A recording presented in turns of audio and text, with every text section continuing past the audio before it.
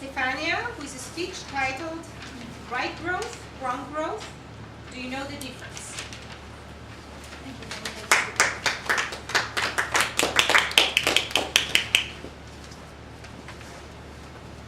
If you go to the airport and you don't exactly know where you're going to go, any airplane will get you there.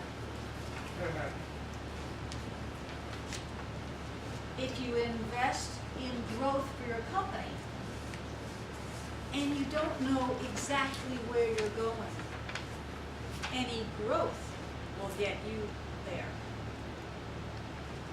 The trouble is, it may not be where you really wanted to go. Do you have good growth or bad growth? And do you know the difference?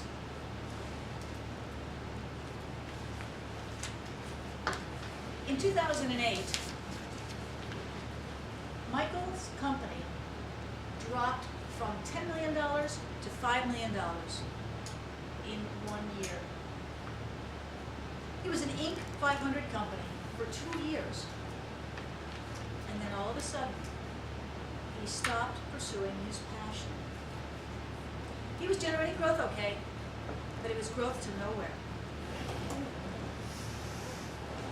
In contrast, Tammy, in the same year, advanced her company's growth from $9.5 million to $10.5 million and escalated her profitability to 20%. The difference was Tammy never took her eye off the ball of where she intended to go. She pursued her passion. Good growth. The difference between Mike is that he didn't pursue his passion, and I call that reactive growth. Tammy, she pursued her passion, and I call that proactive growth. Now, the best way to be able to be sure that you're always pursuing proactive growth is to start out by determining if you won the lottery, what would you do with your company? And then think about it, project it out 10 years in the future. 10 years. Right, 10 years. This is not strategic planning. Don't even confuse the difference. This is about liberating your entrepreneurial genius. And the only way that you can liberate your entrepreneurial genius is to liberate unlimited resources. Instead of constraining your genius with the typical things that we always bring up. Not enough time, not enough money, not enough of all the stuff you need. That's why you start out with 10 years. And then you translate that into a set of financial numbers. So, 10 years is a long time. And maybe you think that's a little odd, but think about your own life. How did you choose your career? Bet you didn't make that decision just yesterday. Bet you thought about it a long time ago. And then you started making decisions to get you where you really wanted to go. You made decisions about the school, the location, the people you needed to talk to. And you put one step in front of the other. But it wasn't haphazard. It was based on deciding your career a long time ago. And sure, you tweaked it along the way. That's okay. That's the same thing we're talking about here.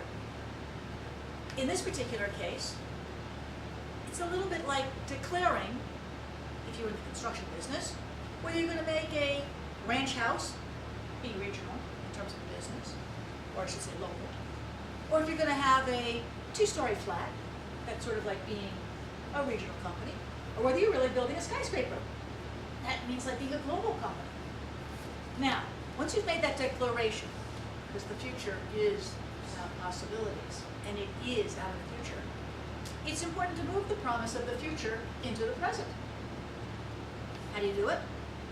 Well, from 10 years, where do you have to be in 5 years to be on track, both revenue and profitability? And then at 5 years, where do you have to be in 3 years to be on track to be at 5 years? And then from 3 years, where do you have to be from 1 year? Pretty soon you begin to realize that everything you're doing in the next 10 minutes is prioritized about getting to where you want to be in 10 years. That's distinctive. It's entrepreneurial genius. It's about a declaration of the future. And then making the present the reality line. Now, I told you about Michael. When he started to grow his company, he thought he was in seventh heaven. Things were going great for his custom manufacturing machinery business. But actually, he was busy. He was busy responding to growth that was coming in. He stopped focusing on his objective to become diversified. So he stayed in the automotive industry. He stopped focusing on all his unique abilities with R&D, and he stopped developing new products. He forgot about his goal to be a $25 million company with 30% profitability, and he just received all kinds of growth. And it ranked him as an Inc. 500 company. But the next thing you know, he was growing himself out of business. Because when the crash came in 2009, he hadn't positioned himself to be anything other than a commodity. He wasn't distinctive. And unfortunately, because he didn't diversify into aerospace like he wanted, and the medical area, his automotive concentration experienced a lot of bankruptcies.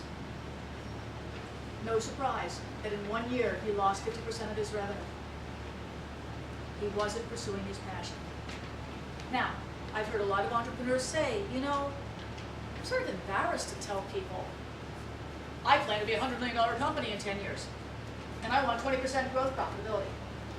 They might think I'm on crack. Tammy didn't have that problem. Tammy was a company that decided that she was going to make sure that she communicated about her goals of being a dominant player in a global marketplace. At $9.5 million, she was a teeny player in the water management sector. Her competitors were billions of dollars. Didn't faze Tammy. She made sure her customers, her vendors, her employees all knew about her goal to be a dominant player, $100 million. And that's why it was no surprise at all that she grew right through the crash of 2009. And she's continuing to be on track for $100 million because she knows every day when she goes into work exactly how she's going to allocate her time and her resources. It's consistent with creating international relationships to excel her penetration into the marketplace. Infrastructure to make sure she's got the economic wherewithal to automate her process. Technology and training. The point I'm making to you is simple. Passion-driven growth is not a luxury. Passion-driven growth is the only safe form of cash, the safest form of growth. You see, what I just described to you about 10 years in the future, based on you winning the lottery, is a declaration of what you would do if all the resources were your own. That's your optimum growth strategy. Doing what you do better than anyone else. Anything else is suboptimal. Define, more risky, bad growth. Bad. You want good growth. And so let me leave you with this concept. Passion-driven growth is worth pursuing. First, it ensures you're never a commodity. Secondly, what's scarce is valuable. And what's valuable makes your future a unique currency to pay for the future that you want. You can't say that about strategic planning.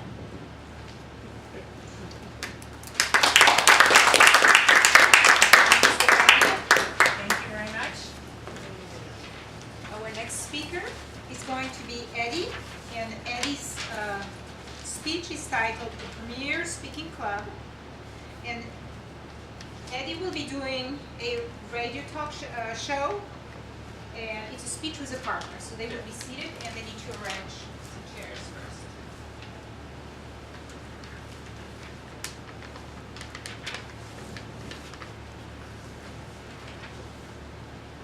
Hello and welcome to Tim Time. My special guest today is Eddie George, who is a highly experienced member of Toastmasters International. Whoa, what do you do there, Eddie? Like, make a lot of toast, a lot of bread, a lot of drinking going on? Well, Eddie's going to tell us all about all that stuff. Eddie, how does Toastmasters International work? What's so special about it anyway? Well, Tim, thank you for having me. It's good to be here. Well, Toastmasters, I've been a member for about 4 years. Started back in 2005. Toastmasters is basically a speaking club. It's an educational organization. It started back, the concept, in 1904 by a guy named Ralph Smiley. And he worked for the